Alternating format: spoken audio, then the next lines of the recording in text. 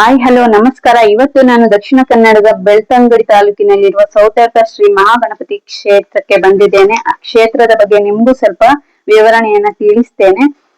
ಬಯಲ್ನಲ್ಲಿ ನೆಲೆ ನಿಂತು ಭಕ್ತರನ್ನ ಹರಿಸುವ ಪ್ರಸಿದ್ಧ ತಾಣ ಸೌತಡ್ಕ ಮಹಾಗಣಪತಿ ಕ್ಷೇತ್ರ. 800 ವರ್ಷಗಳ ಇತಿಹಾಸ ಇರುವ ಈ ದೇವಸ್ಥಾನದಲ್ಲಿ ಗಣಪತಿ ಯಾವುದೇ ಗರ್ಭಗುಡಿ ಇಲ್ಲದೆ ಹಸಿರು ಪರಿಸರದ ನಡುವೆ ಕುಳಿತು ದರ್ಶನ ನೀಡುತ್ತಾನೆ. ಸೌತೆಕಾಯಿ ನೈವೇದ್ಯ ಮತ್ತು ಗಂಟೆ ಹರಕೆಗೆ ಇದು ಹೆಸರುವಾಸಿಯಾಗಿದೆ.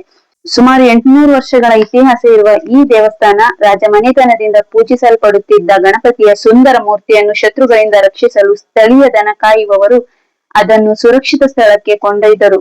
ಮೂರ್ತಿಯನ್ನು ಸೌತೆಕಾಯಿ ಹೇರಳವಾಗಿ ಬೆಳೆಯುತ್ತಿದ್ದ ವಿಶಾಲ ಬಯಲಿನಲ್ಲಿ ಪ್ರತಿಷ್ಠಾಪಿಸಲಾಯಿತು. ತುಳುವಿನಲ್ಲಿ ಸೌತೆ ಎಂದರೆ ಸೌತೆಕಾಯಿ, ಅಡ್ಕ ಎಂದರೆ ವಿಶಾಲವಾದ ಬಯಲು. ಹೀಗಾಗಿ ಈ ಸ್ಥಳಕ್ಕೆ ಸೌತಡ್ಕ ಎಂಬ ಹೆಸರು ಬಂದಿದೆ.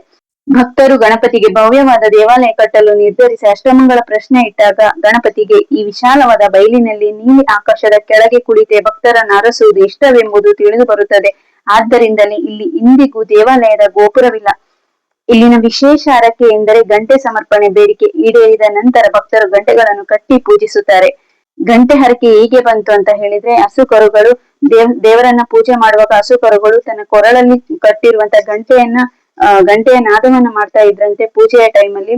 ಆವಾಗ ಅಲ್ಲಿರುವವರೆಲ್ಲ ಅದನ್ನ ಗುರ್ತಿಸ್ಕೊಂಡು ಗಣೇಶನಿಗೆ ಗಂಟೆ ಅಂದ್ರೆ ತುಂಬಾ ಪ್ರಿಯವಾದದ್ದು ಅಂತ ಹೇಳ್ಕೊಂಡು ಎಲ್ಲ ಭಕ್ತರು ಕೂಡ ಹರಕೆಯನ್ನ ಕಟ್ಕೊಂಡು ಗಂಟೆಯನ್ನ ಕಟ್ತಾ ಇದ್ರಂತೆ. ಹರಕೆಯನ್ನ ಕಟ್ಕೊಂಡು ಗಂಟೆ ಕಟ್ತಾ ಇದ್ರಂತೆ. ಅದೇ ರೀತಿ ಅದು ಈಡೇರ್ತಾ ಇತ್ತಂತೆ. ಈಡೇರಿದ ನಂತರ ಅವರು ಗಂಟೆಯನ್ನ ಕಟ್ಕೊಂಡು ಹೋಗ್ತಾ ಇದ್ರಂತೆ. ಇದು ಇಲ್ಲಿ ತುಂಬಾ ವಿಶೇಷವಾಗಿದೆ. ಇಲ್ಲಿ ಕೊಡುವಂತಹ ನೈವೇದ್ಯ, ಇಲ್ಲಿ ದೇವರಿಗೆ ಕೊಡುವಂತ ನೈವೇದ್ಯ ಸೌತೆಕಾಯಿ ಮತ್ತು ಪಂಚಕಜ್ಜಾಯ ಆಗಿದೆ. ಪಂಚಕಜ್ಜಾಯ ಅಂದ್ರೆ ಅವಲಕ್ಕಿ, ಎಳ್ಳು, ತುಪ್ಪ, ಬಾಳೆಹಣ್ಣು ಇದೆಲ್ಲವನ್ನ ಹಾಕೊಂಡು ಮಿಶ್ರಣ ಮಾಡ್ಕೊಂಡು ಒಂದು ಪಂಚಕಜ್ಜಾಯವನ್ನ ಮಾಡಿ ಕೊಡ್ತಾರೆ. ಇದು ವಿಶೇಷ.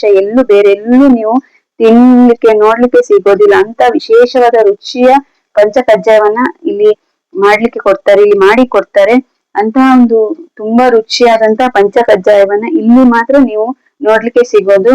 ಅಷ್ಟು ಅದ್ಭುತವಾದಂತ ಪಂಚಕಜ್ಜಾಯ ಸೇವೆ ಇಲ್ಲಿ ನಡೆಯುತ್ತೆ. ಪ್ರತಿನಿತ್ಯ ದೇವಸ್ಥಾನದಲ್ಲಿ ಅನ್ನದಾನದ ವ್ಯವಸ್ಥೆ ಕೂಡ ಇದೆ. ಅನ್ನದಾನ ಸೇವೆ ಕೂಡ ನಡೆಯುತ್ತೆ. ಗಣಪತಿಗೆ ತುಂಬಾ ಇಷ್ಟವಾಗಿದ್ದು ಸೌತೆಕಾಯಿ ಮತ್ತೆ ಪಂಚಕಜ್ಜಾಯ ಕೂಡ. ಗಣಪತಿ ಯಾವುದೇ ಗುಡಿ ಗೋಪುರ ಇಲ್ಲದೆ ಬಯಲಿನಲ್ಲಿ ನೆಲೆಸಿರೋದ್ರಿಂದ ಸುತ್ತ ಅಲ್ಲಿರುವ ಪರಿಸರದಲ್ಲೇ ಕೂತ್ಕೊಂಡು ಗಣಪತಿ ಎಲ್ಲರ ಭಕ್ತರಿಗೆ 24 ಗಂಟೆಗಳ ಕಾಲ ದರ್ಶನವನ್ನ ನೀಡ್ತಾನೆ. ಧರ್ಮಸ್ಥಳಕ್ಕೆ ಹತ್ತಿರವಿರುವ ಈ ಸ್ಥಳವು ತುಂಬಾ ಪ್ರಸಿದ್ಧಿಯನ್ನು ಪಡೆದಿದೆ. ಪ್ರಕೃತಿಯ ಮಡಿಲಿನಲ್ಲಿರುವ ಹಸಿರು ಪರಿಸರದಿಂದ ಆವೃತವಾಗಿರುವ ಈ ಸ್ಥಳವು ನೀವು ಧರ್ಮಸ್ಥಳಕ್ಕೆ ಹೋದಾಗ ತಪ್ಪದೆ ಈ ಸ್ಥಳಕ್ಕೆ ಭೇಟಿ ನೀಡಿ.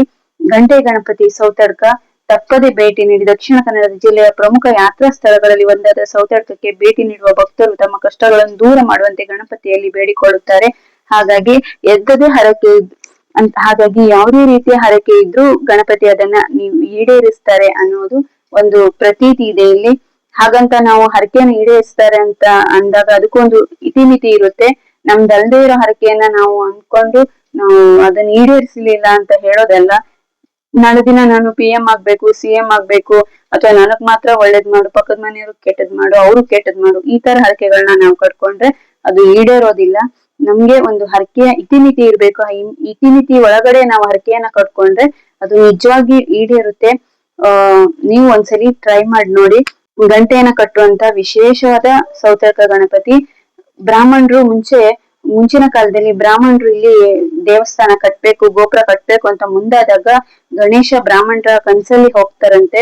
ನನ್ಗೆ ನೀನ್ ಗೋಪುರ ಕಟ್ಟುವಂತಾದ್ರೆ ಕಾಶಿ ವಿಶ್ವನಾಥ, ನನ್ನ ತಂದೆಯಾದ ಕಾಶಿ ವಿಶ್ವನಾಥ ದೇವಸ್ಥಾನಕ್ಕೆ ನನ್ನ ಗೋಪುರ ಕಾಣ್ಬೇಕು, ಅಷ್ಟು ಎತ್ತರವಾಗಿ ನೀನ್ ಕಟ್ಬೇಕು, ಅದು ಒಂದು ರಾತ್ರಿಯ ಒಳಗಡೆ ನೀನ್ ಕಟ್ಟಬೇಕು ಅಂತಾದ್ರೆ ಮಾತ್ರ ನೀನ್ ಕಟ್ಟು ಅಂತ ಹೇಳಿದಾಗ ಬ್ರಾಹ್ಮಣ ಇದು ಸಾಧ್ಯವಾಗೋದಿಲ್ಲ ಅಂತ ಆ ಯೋಚನೆಯನ್ನ ಅಲ್ಲಿಗೆ ಬಿಟ್ಬಿಡ್ತಾನೆ.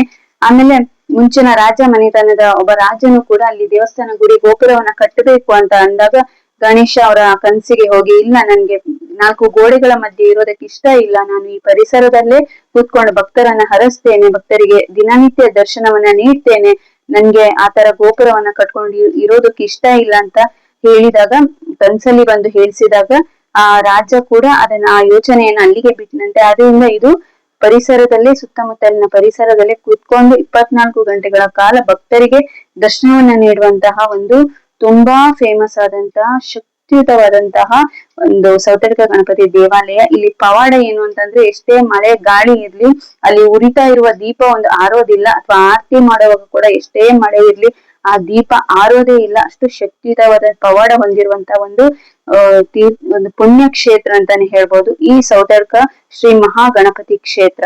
ಈ ವಿಡಿಯೋ ನಿಮ್ಗೆ ಇಷ್ಟ ಆದ್ರೆ ನಮ್ಮ ಚಾನೆಲ್ ನ ಸಬ್ಸ್ಕ್ರೈಬ್ ಮಾಡೋದನ್ನ ಮರಿಬೇಡಿ, ನಮ್ಗೆ ಸಪೋರ್ಟ್ ಮಾಡಿ.